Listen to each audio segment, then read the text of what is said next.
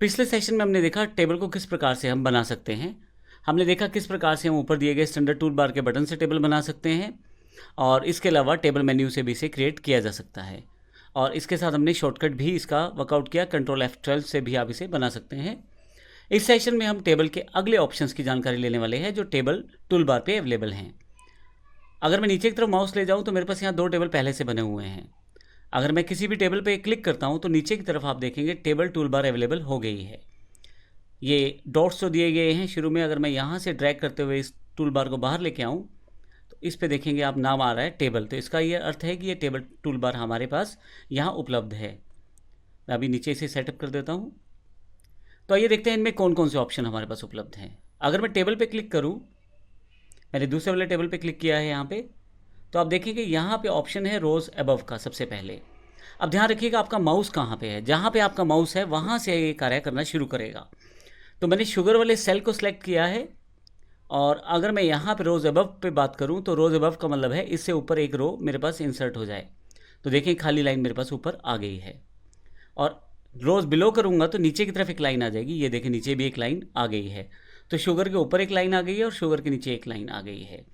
फिर से मैं यहाँ पे जो शुगर के साथ क्वांटिटी 3 है इसको मैं सिलेक्ट कर लेता हूँ और अगली ऑप्शन मेरे पास कॉलम बिफोर और कॉलम आफ्टर की है।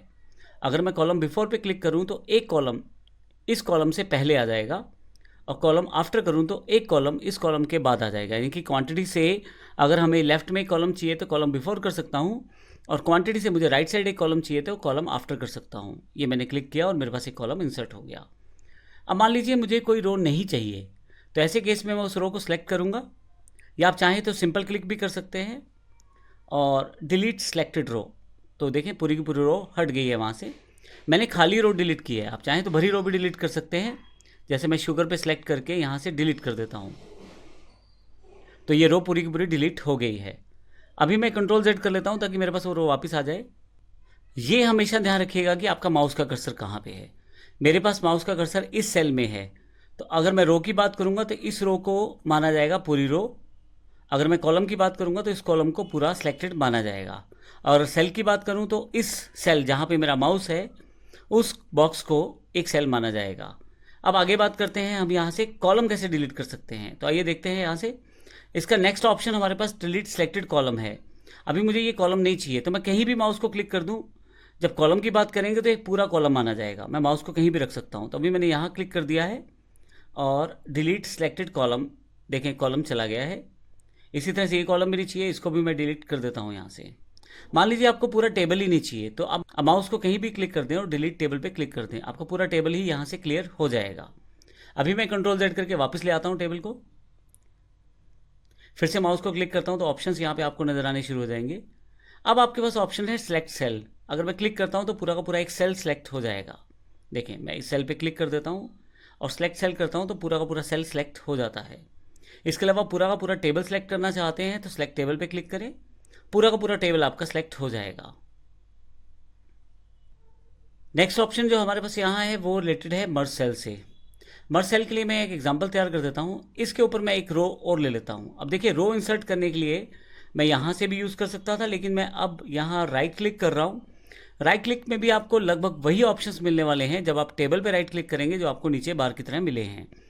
तो यहाँ मैं इंसर्ट पे जाता हूँ, रोज़ अबव कर देता हूँ, एक लाइन ऊपर की तरफ आ जाएगी।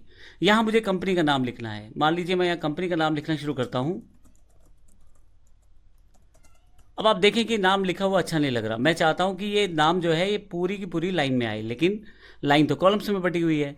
तो ऐसे केसेस में हम मर्ज सेल का प्रयोग करते हैं जिसमें बहुत सारे खानों को मिला के हम एक बड़ा खाना तैयार कर सकते हैं।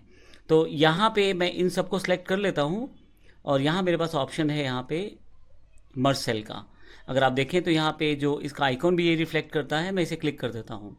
तो मर्ज सेल से क्या हुआ है कि इसने वो सभी सेल्स को इकट्ठा करके एक बड़ी लाइन बना दी है मेरे लिए।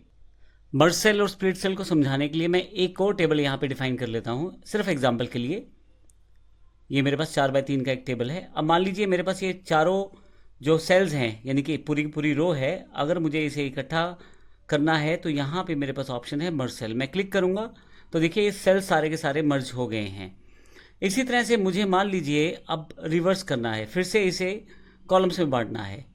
तो अब यहाँ देखें अगर आप, तो मेरे पास जो ये रो बनी है, नीचे की तरफ इसके 4 सेक्शन है, जबकि ऊपर की तरफ एक ही सेक्शन रह गया है।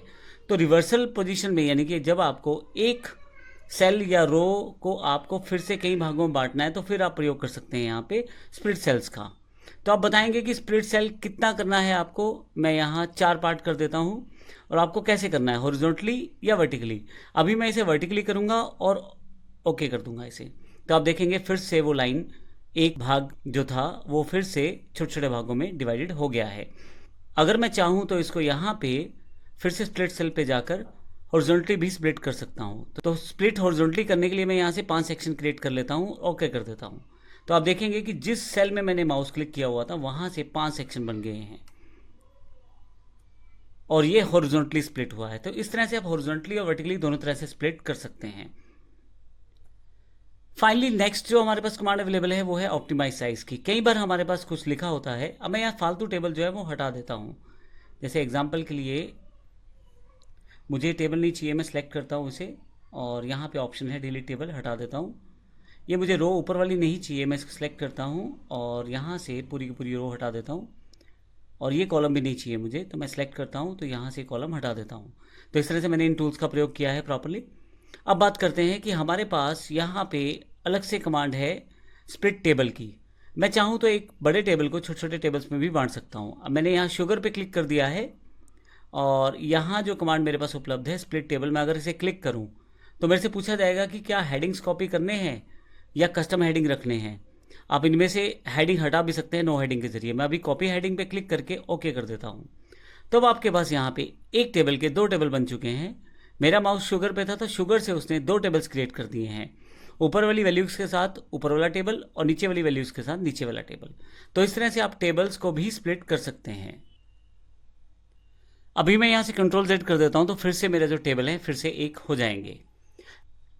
तो इस सेशन में हमने देखा किस प्रकार से हम नई रोज इंसर्ट कर सकते हैं, डिलीट कर सकते हैं, या कॉलम इंसर्ट कर सकते हैं, स्प्लिट कर सकते हैं हम लोग रोज या कॉलम्स को। तो इस तरह से काफ़ी सारे ऑप्शन हमने इस सेशन में देखे हैं। अगले सेशन में हम देखेंगे किस प्रकार से आप टेबल के साइज को ऑप्टिमाइज कर सकते हैं या उसकी अलाइनमेंट सेटअप कर सकते हैं। धन्यवाद।